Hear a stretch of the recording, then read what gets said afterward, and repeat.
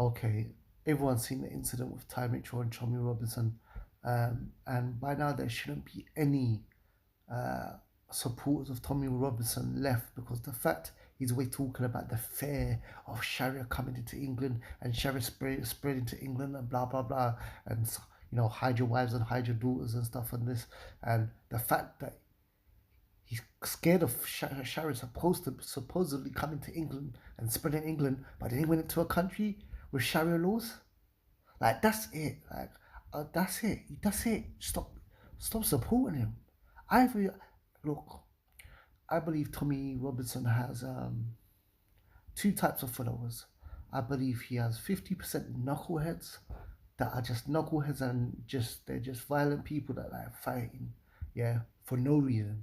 Like there could be a football match on, yeah, and they don't. It wouldn't matter what side that they fight for. They would just go there to fight. That's all they do. They're just knuckleheads, racist knuckleheads. You know, who if someone not the same skin color as them, they just want to beat them up. Yeah, and I believe that 50% of the supporters are knuckleheads that are just violent people that use racism and immigration as an excuse. But then I believe there are 50% of Tommy Robinson's followers. I don't believe they're racist. I believe they're working class white people, most of them who live outside London. Because London, we don't have much of it. Inside London, we don't have this racism, whether it's from white to black or black to white. You know why?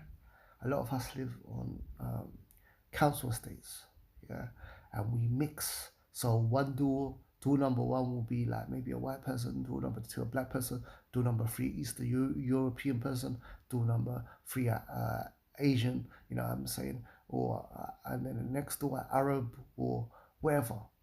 Like in London, side London, especially on council estates, your stereotypes do not get the seed of racism doesn't get a chance to grow because your experience, yeah, experience overrides whatever whatever stereotypes or misconceptions you had from the media, you know.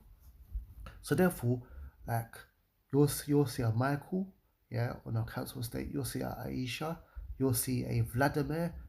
You'll see a what's a famous African name? Ah, Kofi. You'll see a Kofi. You'll see like a Kofi. Exactly. So you'll have a Michael. You'll have a Muhammad. You'll have a Kofi. You'll have a Vladimir. You'll have like all different whites, blacks, this, that, and the other.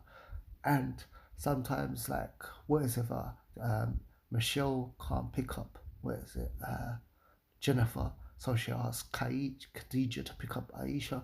So, like, sorry, sometimes Michelle can't pick up Jennifer, so she asks Khadija to pick up Jennifer, and sometimes Khadija can't pick up Aisha, so she asks Michelle to pick up Aisha. So the whole thing is all of this rubbish doesn't get chance to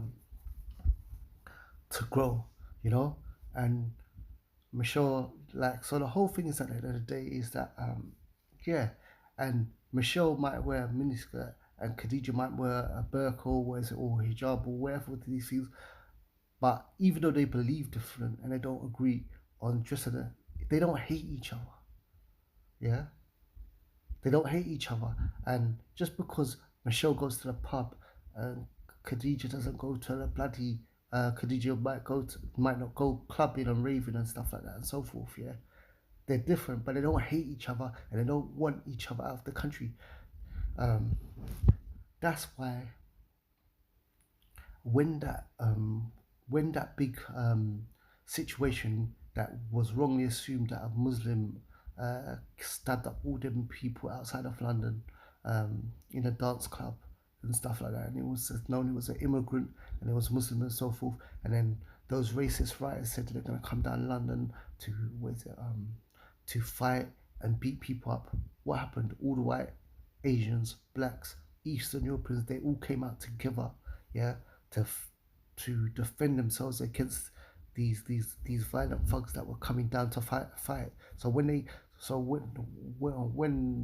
those racists looked on their phones, yeah, or looked on TV, they saw there was a bunch of white, black, Asian, you know what I'm saying, Eastern Europeans all together on the streets, yeah, um,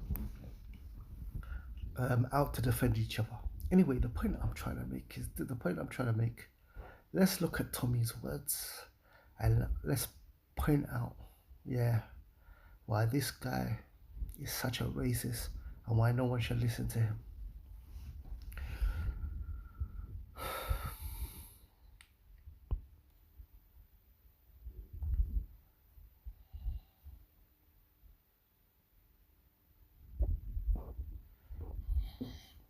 Things. Now, if I hold this book up and say there will never be peace on this earth so long as we have this book, is right? You wouldn't do that with Sir William. Would you do that with the Bible?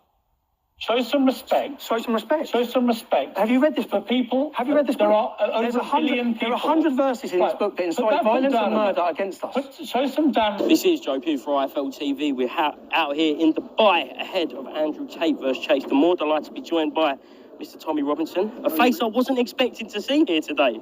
I know, everyone looks at that. I'm walking through the airport now. We know it's not going to work by looking at Luton, looking at Bradford, looking at Birmingham. Islamic ghetto after Islamic ghetto after Islamic ghetto. It's no assimilation, no integration.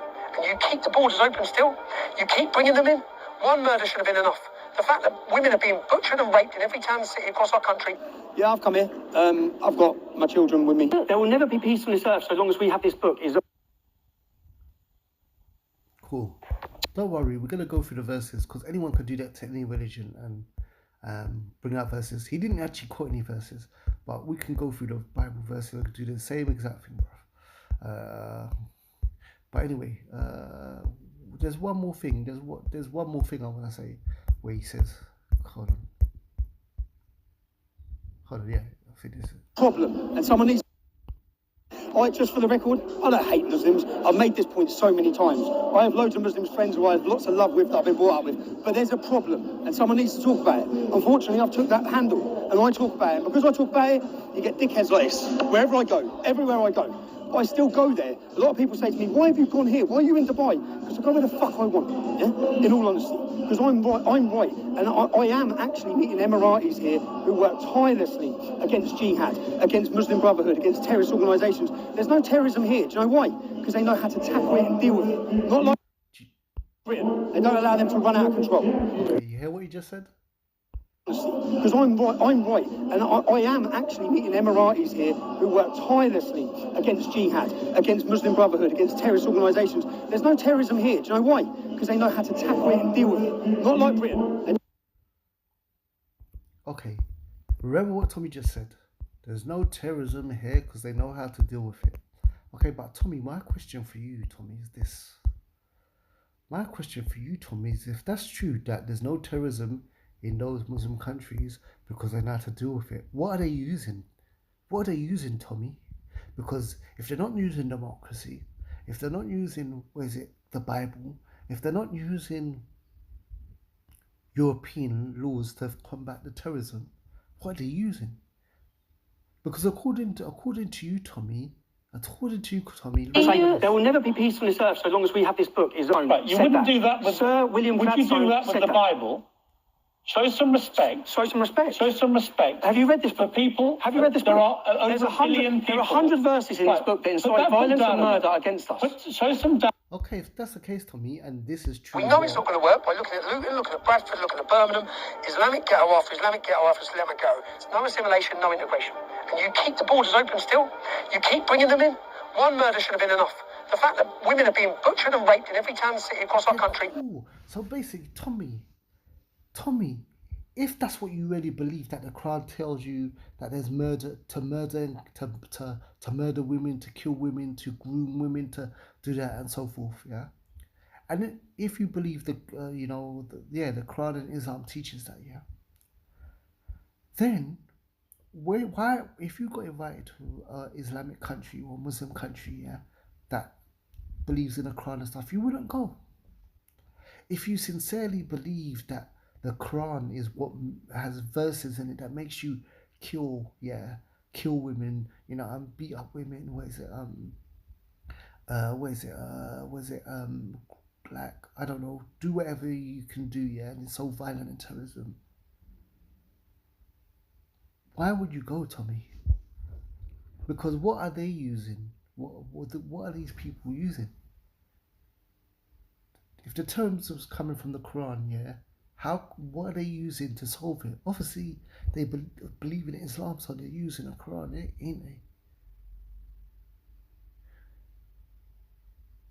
The reason why they don't have terrorism, yeah, is because, yeah, and the reason why they can deal with terrorists is why? Because they're using the Quran against the terrorist.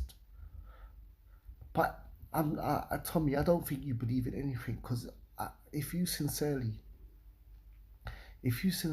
believed, yeah, that the Quran, yeah, was evil and that's got evil verses, you wouldn't bring your family there.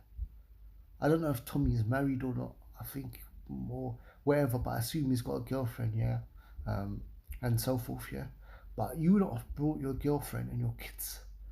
You would not have brought your girlfriends and your kids, yeah, Tommy, to a country, yeah, that basis is like Islam.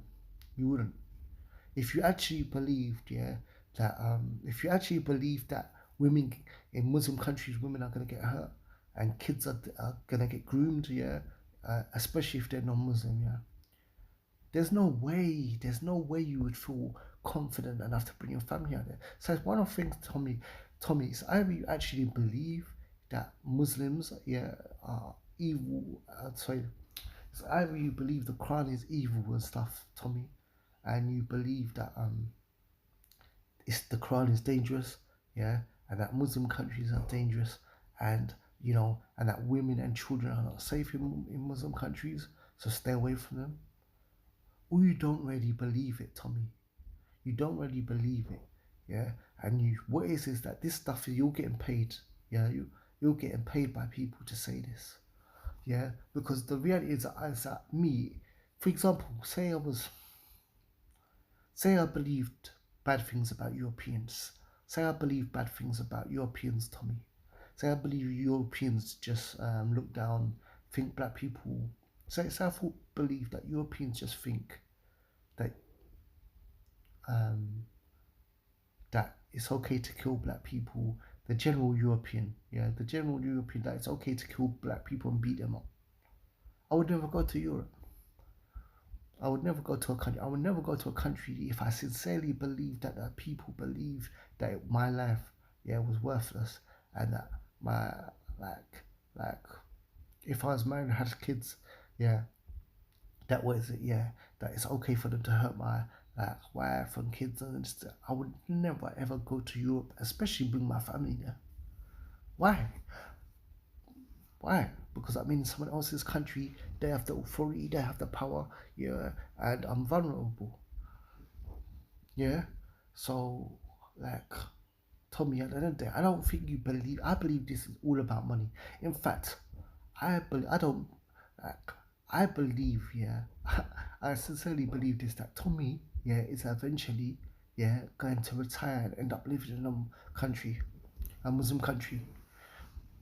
I believe that. I believe Tommy, after all this stuff, he's going to end up somehow, yeah, either in Jerusalem, was it in Israel, yeah, or he's going to end up in a Muslim country. I guarantee you, yeah, I guarantee you he's going to end up retiring and living in a hot country. Trust me. Well, if it's not that, it's going to be a hot country in Europe, yeah.